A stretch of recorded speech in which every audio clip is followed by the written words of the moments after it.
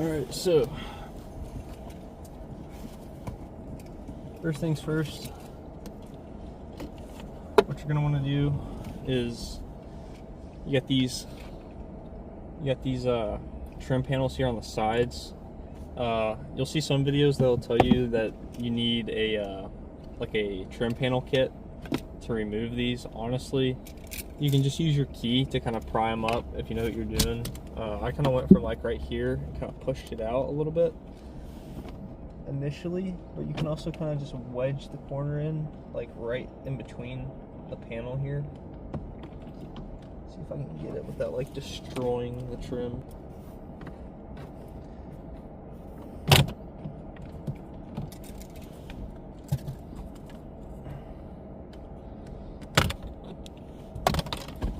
Alright, so these are just regular Phillips head screws. There's one on each side. I'm gonna go grab a Phillips real quick and then we'll come take these up. Alright, so we got our Phillips. As far as where this hardware is gonna go, I'm not gonna lie, I'm probably just gonna put it down here in my cup holder since it's empty. Also, before you even start on this, you're gonna want to ensure that your car is already in park. So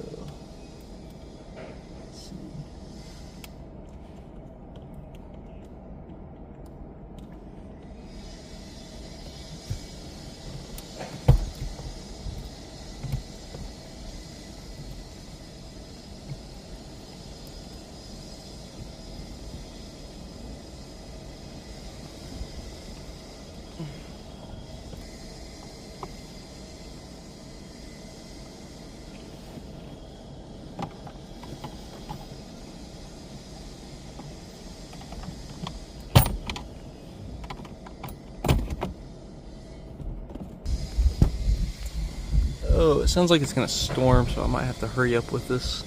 So basically, once you get this thing pulled up, expect it to be dirty, especially if you've had your car for a while or if it's got high mileage.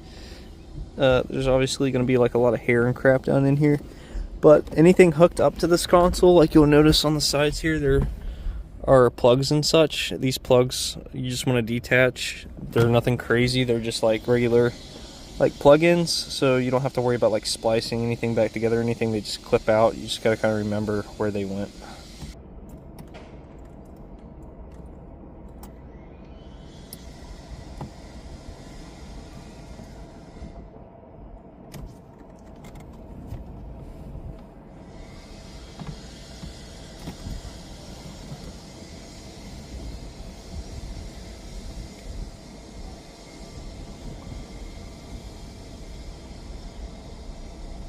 Alright, so obviously when you pull this thing off, like I said, it's going to be a little dirty. Before we go to install all of our new stuff, this thing will definitely be getting like a nice cleaning. So first thing we're going to do is we're going to go ahead and remove this boot, which is the main thing we're eventually in a later episode going to replace entirely, including like the collar and everything.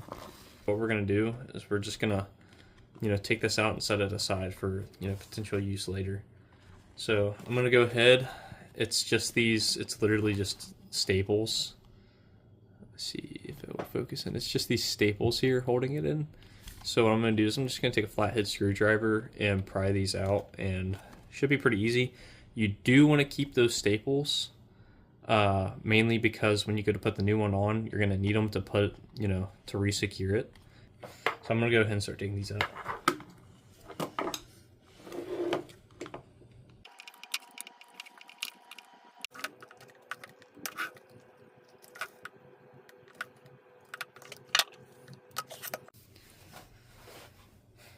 Alright, so once you have those staples removed, you can just go ahead and pull this thing gently out. It's going to be a little grimy, that's for sure. You might even have to like make sure you actually got all the staples out. It'll be a little tough to pull out, but if you're just gentle, and there we go. Yeah, this thing's pretty cruddy. I'm definitely gonna need to wash my hands. So, oh yeah, great. Anyway, that's how you get the shift boot out. So stock shift boots right here. What we're going to focus on today is doing our vinyl. I went ahead and practiced on these non-functional buttons over here because I'm not fancy and I don't have the fancy trim that has these buttons. These don't actually look that great, so I bought a heat gun for when I do the trim right here. It's all this silver stuff that's starting to fade out that I want to cover with this forged carbon fiber look. I don't really care that it's fake, I just like the way it looks. So there's going to be some screws on the back here. You're going to want to take the majority of these out, especially the ones that release the trim, if that's what you're going to want to do. You don't necessarily have to do that to replace the boot. So if all you're going to want to do is replace the boot, you can kind of stop here and just wait until the next video drops for putting the new boot in. I'm gonna go ahead and pull that nasty, whatever that is. It looks like plastic or whatever they use to seal those in. But I'm gonna go ahead and start removing the trim. All your buttons, you don't really gotta worry about those unless you want to clean them. They kind of just stay the same. So sweet.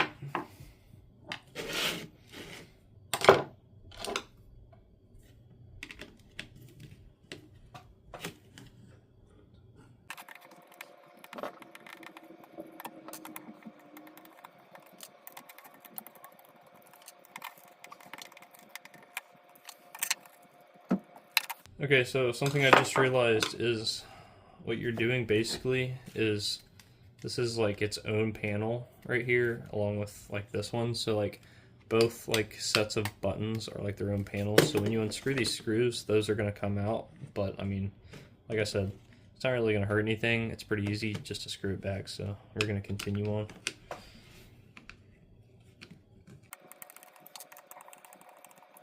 Alright, so as soon as you get those unscrewed, looks like these just, yeah, they just come out like that. So, as you can see there, and this thing is still so nasty. Alright, as far as removing this trim piece, it looks like it's going to be like a little difficult to do, but not terrible.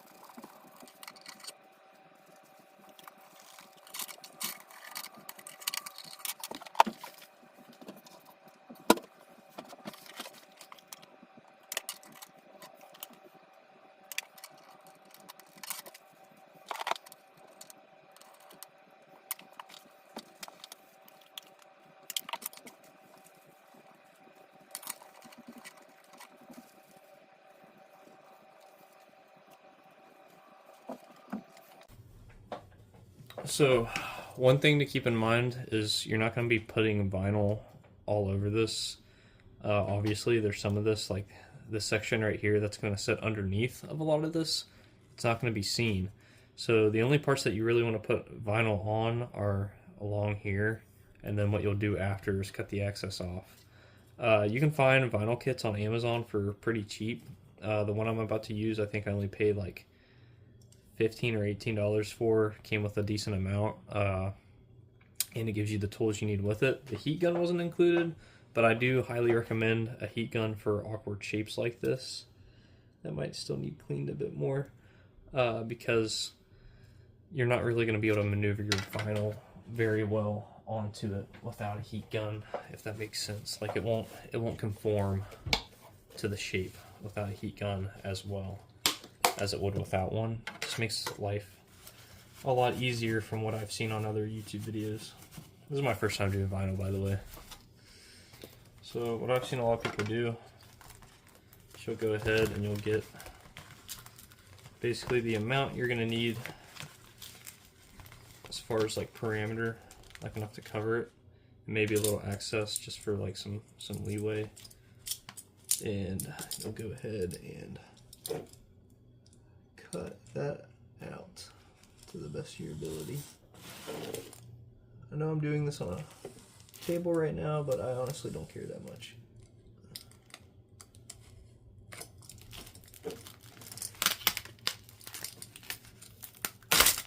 So that's probably not the best thing to have happen.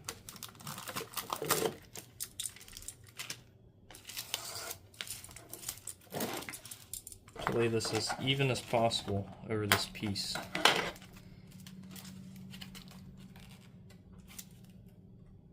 So I'm going to go ahead and take the backing off of this. Slide over there. There's also a protective film over the top of this as well. I'm really hoping I can get this to work without giving me too many problems. I don't know how well that's going to set. But basically you want it to be as flat on this thing as possible and seated on this thing as good as possible, and of course conform it around the part as well. The alcohol cleaning really does help it. You're going to want to get it slightly on the inside as well. Just try not to crease it too much. A lot of the creases can come out with the heat gun though, from what I've seen.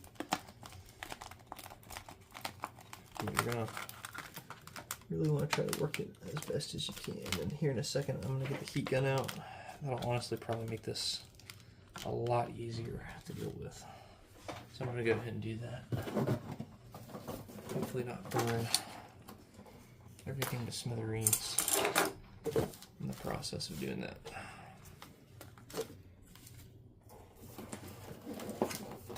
So it gets hot quick.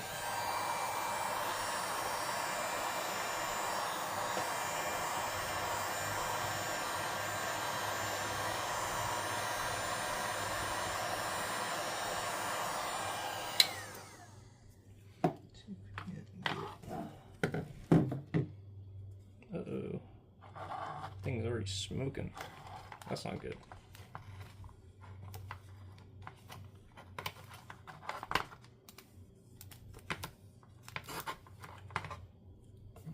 Hopefully it's supposed to do that. Just where it's brand new, you know?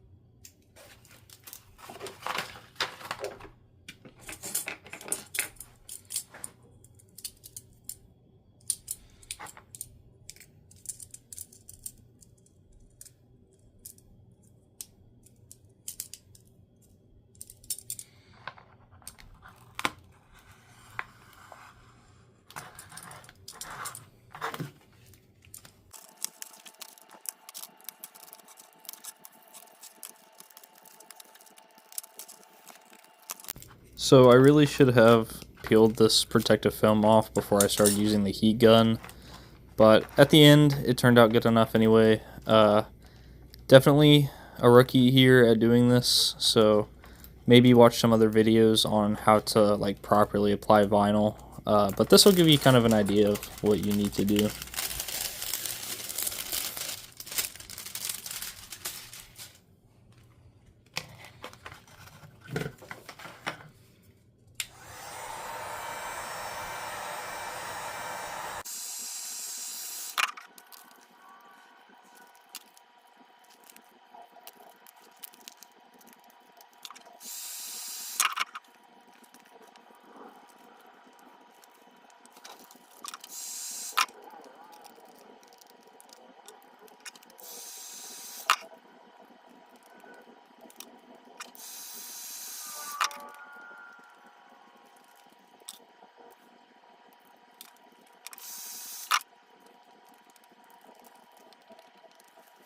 Alright, so it's about here that you get it good enough on the main visible pieces that you can start kind of taking the access off, so that's what I'm going to start doing. Don't know how well this is going to show up on video, but honestly, this stuff is frustrating me, so I don't really care.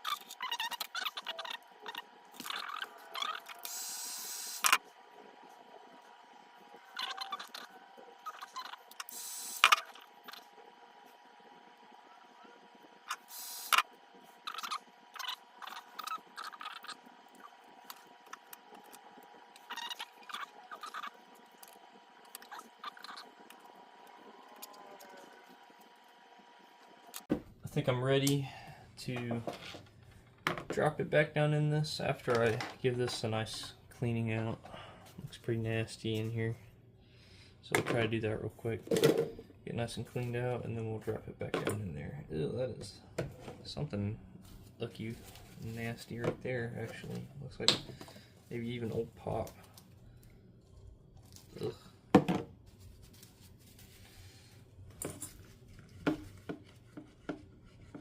Yeah, that's something just nasty and cruddy. It's really stuck on there. Holy cow. I need a new paper towel. I should probably keep the alcohol away from the hot gun that I have right there. Probably wouldn't be too fun of a combination.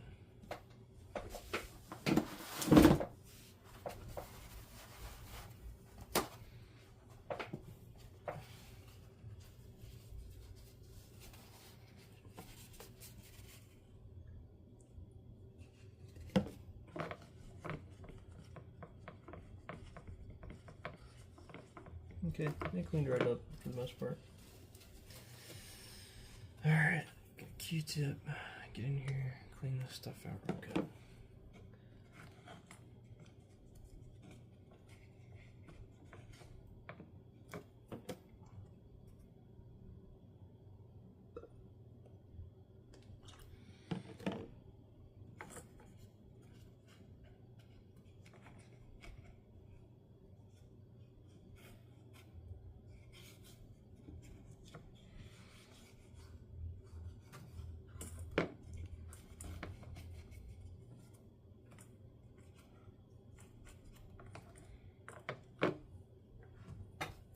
I need a lot more Q-tips for this, but we're actually just going to do this method, this approach, which actually might work a little bit better, because I think the paper towel may conform a little bit better.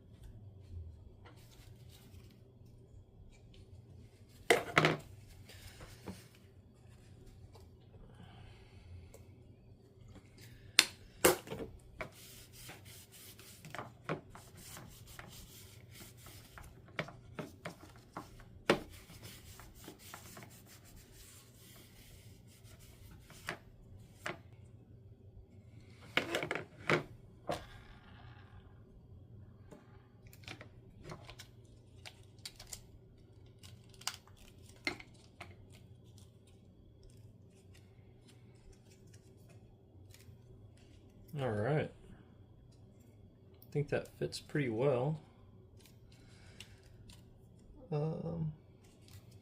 Yeah, I mean that's the new look now. Let's get that like right under the camera. I think that turned out for the most part, other than like the little imperfections that nobody's really gonna see. I think it looks pretty good. Like, I cannot complain with how that looks at all compared to the original fading out plastic. I know it took like a hot second for sure to do the vinyl, but I think it was pretty worth it, honestly, doing the vinyl. It looks like all of these things seated back in place on the back pretty well. It's all the way down in there, and I mean, definitely cleans it up and makes it look a good bit better. And I mean, a lot of the imperfection that it does have is going to be hiding, so I'm not really worried much at all about the small imperfections it has, because it's not really going to get a whole lot of, you know, actual, like, once I put this on, like, that already hides like a lot. So overall, pretty happy with the way it turned out. I mean, I really can't complain with how that looks at all. It's got a nice shine to it. The pattern is just, even if it's, you know, not actual forged carbon fiber, it's just a pretty pattern. And it looks good on this. I think it looks pretty dang good. So I'm very happy with the way that looks. Alright, now as for reassembly, I mean, again, super straightforward. It's literally just these screws that you put on. Not rocket science in the slightest. So I'm going to go ahead and do that. All of these are the same screws, so you don't really have to worry about what goes where, really. which I like a lot.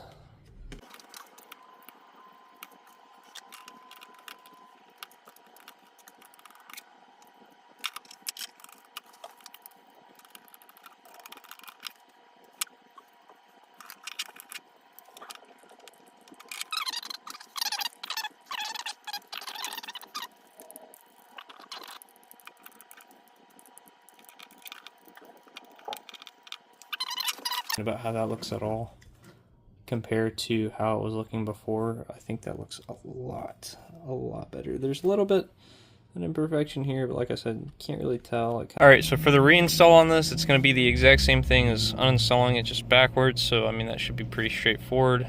Off camera I clean this, and I'm going to go ahead and install this off camera too, and then I'll show you what it looks like.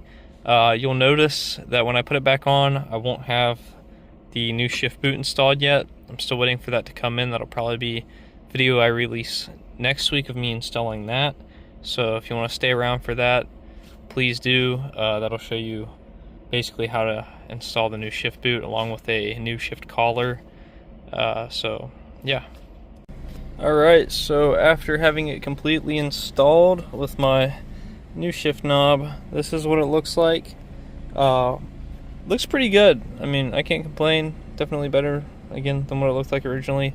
Obviously down in there looks crusty and all that because, you know, it's all OEM. It's got that nasty vanilla plastic look and all the oil and crap that's fallen in there over the years. But the new shift boot will be a felt with red stitching, and then I'll have a black shift collar. Hopefully it'll look good and kind of complement what's going on. It might look a little crazy, but it'll still look cool. So there you go. I'll be uploading the video for that shift boot as soon as I get it, and then I'll also be going over a mod list for my car that I have currently set up. So thanks for watching, and stay tuned.